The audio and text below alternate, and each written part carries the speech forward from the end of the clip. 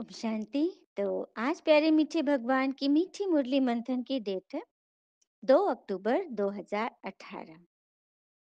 तो आज मीठे भगवान अपने बच्चों से कहते हैं कि तुम अभी पुजारी से पूज्य और बेगर से प्रिंस बन रहे हो, इसीलिए तुम्हें खुशी में खग्गियां मारनी है, कभी भी रोना नहीं है। तो क्या करें, भगवान हमें पुजारी से पूज्य बना रहे हैं क्योंकि हम पहले पूज्य थे, जो अभी पुजारी बने बैठे हैं। तो ही भगवान हमें बेगर से सीधा प्रिंस बना रहे हैं, तो इसकी खुशी तो रहनी चाहिए ना। तो रोना नहीं है, भगवान का फरमान है, हमें किसी भी प्रॉब्लम में, दुख में रोना नहीं है।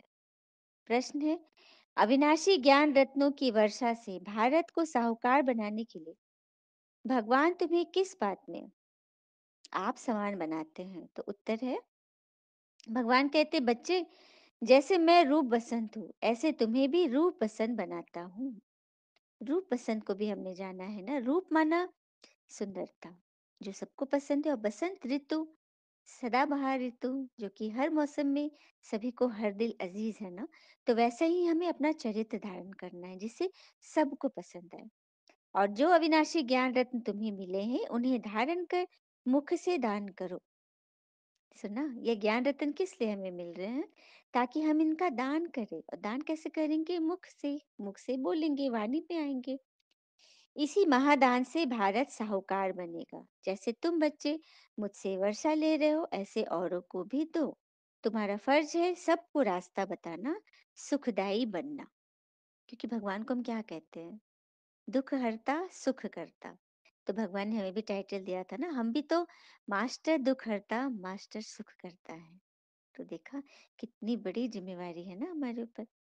और आज का गीत है मुरली का, इंसाफ की डगर पे बच्चों दिखाओ चल के, ये देश है तुम्हारा, बच्चे तुम ही हो कल के। ओम शांति। तो यह गीत कांग्रेसियों पर भी और तुम बच्चों पर भी फबता है, मतलब एडजस्ट होता है, क्योंकि कांग्रेसियों के बारे में तो जाना है कि जिन्होंने आजादी के लिए एकजुट होकर यह गीत गाया और फिर अंग्रेजों से भारत को छुड़ाया, कितना कुछ सहन किया ना। तो ही तुम बच्चे भी तो इस पूरी दुनिया को रावण राज से मुक्त करने का बीड़ा उठाए हो, और श्रीमत के बल पर। कितनी बड़ी बात है ना। तो तुम्हें भी खुशियां मनाते रहनी चाहिए, भले कितना भी दुख हो, परंतु पुरानी दुनिया तो नहीं बदले ना। भगवान कह रहे कि वे बच्चे तो अंग्रेजों से भारत को छुड़ाए, लेकिन पुरानी पतित दुनिया तो नहीं बदली, स्वर्ग तो नहीं आया।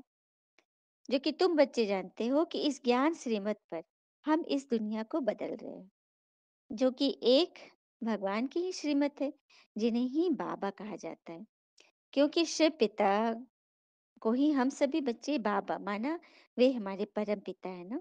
जो कि श्री कृष्ण को बाबा तो कभी नहीं कहा जाता। सच में ये देखा गया है ना कि किसी भी देवी देवता को अन्य देवी देवताओं को बाबा नहीं कहते, सिर्फ शिव को ही बाबा कहते, भोले बाबा। और किसी देवी देवता पर यह शोभेगा नहीं, क्योंकि बाबा माना पिता, और देवी देवता तो बाबा के बच्चे हो गए ना, जो कि हम सभी हैं ना। और गीता में भी श्री कृष्ण का नाम डाल दिया, जो सबसे बड़ी बोले है। भगवान ने इसे भी क्लियर किया है कि कल भी भगवान ने बोला था ना कि जब मैंने विराट रूप दिखाया, तब अर्जुन को यह समझ आया कि मैं परमात्मा हूँ। और जब तक श्री कृष्ण के रूप में मैं ज्ञान सुना रहा था, तब तक वो उसे समझ नहीं आया। लेकिन जब मेरा विराट रूप देखा, तो उसे सेकंड में समझ आ गया। तो इस बात की हमें सबको, हम सबको ज्ञात भी है कि जब महाभारत युद्ध खत्म हुआ था, तो अर्जुन ने श्री कृष्ण से कहा था कि हे प्रभु, वो तो उन्हें प्रभु मानता था, कि आप हमें वो ज्ञान सुनाइए ना जो आपने उस दिन सुनाया था। तो श्री कृष्ण क्या कहते हैं कि मैं तुम्हें कुछ सारांश में सुना सकता हूँ, क्योंकि वो पूरा संपूर्ण ज्ञान में नहीं सुना सकता, क्योंकि उस वक्त मैं परमात्म तत्व में स्थित था। भगवान की प्रवेशता हुई थी मुझ पर, तो मैंने सुनाया था। इसीलिए मैं तुम्हें वो सुनाता हूँ जिसे बाद में शास्त्रों में अणु गीता के नाम से प्रसिद्ध किया गया है। ये यथार्थ सच्चाई है, जो कि देखा जा सकता है। और भगवान कह रहे कि तुम बच्चे ये अभी सब कुछ जान गए हो। क्योंकि भगवान रोज तुम्हें डायरेक्शन दे रहे हैं तो झट काम कर लेना चाहिए ना। भगवान बता रहे हैं कि तुम्हें रोज़-रोज़ डायरेक्शन मिल रहा है तो काम तो करना चाहिए ना। क्योंकि जितना-जितना जो पढ़ेगा उतना उच्च पद पाएगा। तो पढ़ना और पढ़ाना भी है। और आप ब्राह्मण बच्चे ही सबको सच्ची-सच्ची यात्रा सिखलाते हो, क्योंकि कोई मनुष्य मात्र को भी मेरा परिचय नहीं है।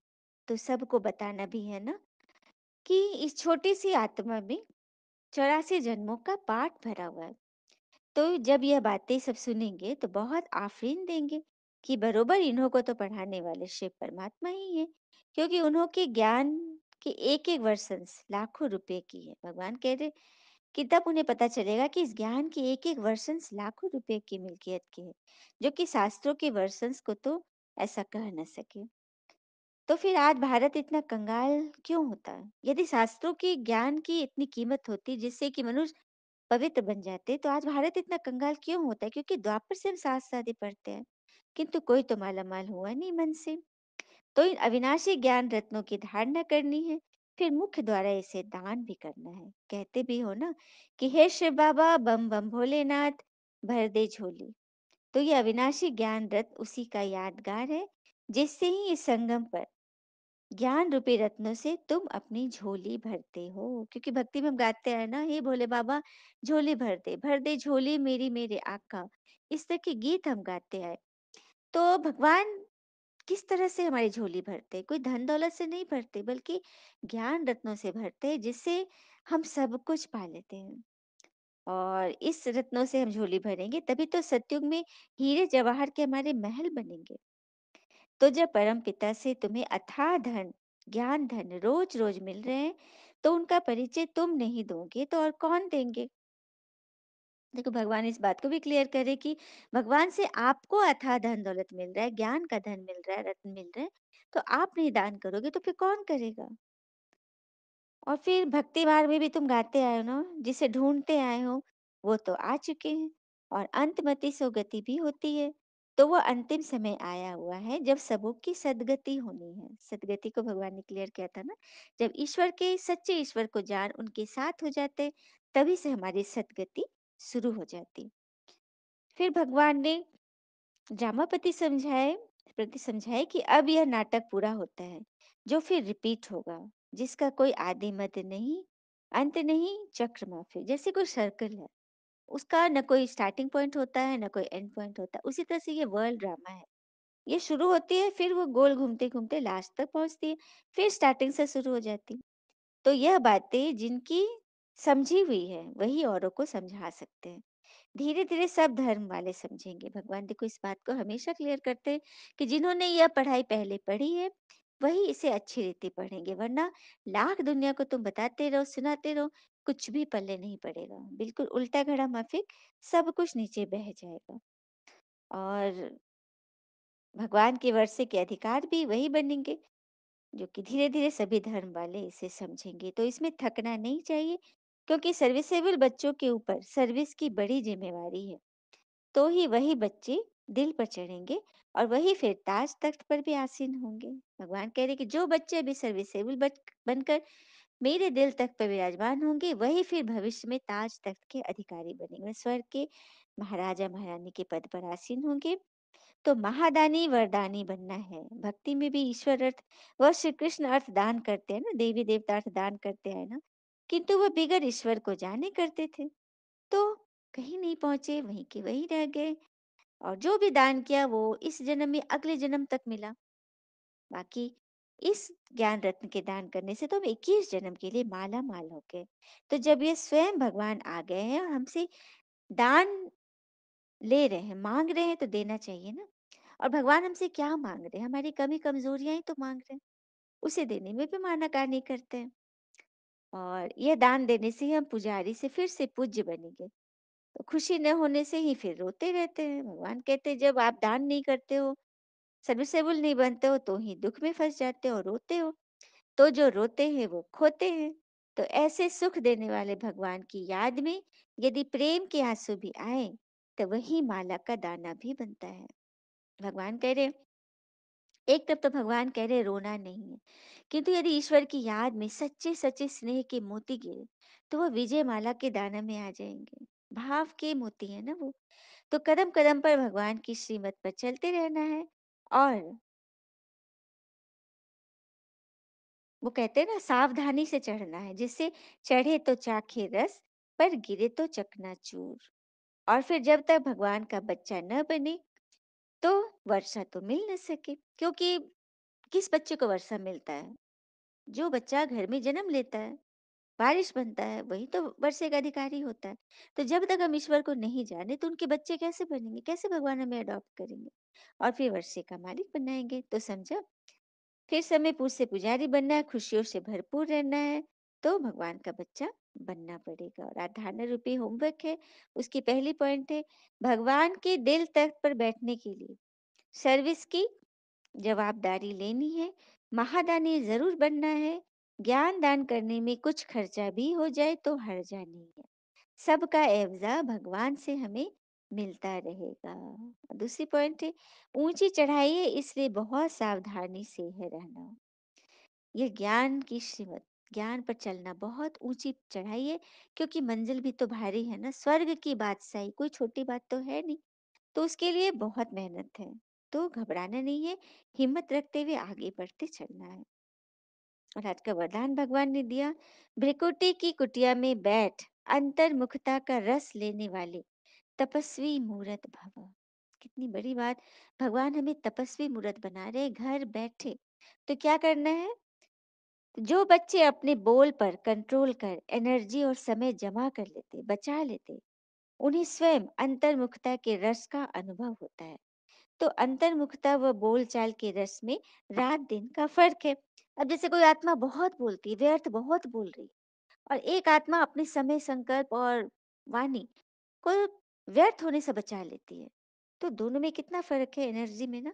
एक तो दिन रात एनर्जी जमा कर, एक तो दिन रात वेस्ट कर रहा है।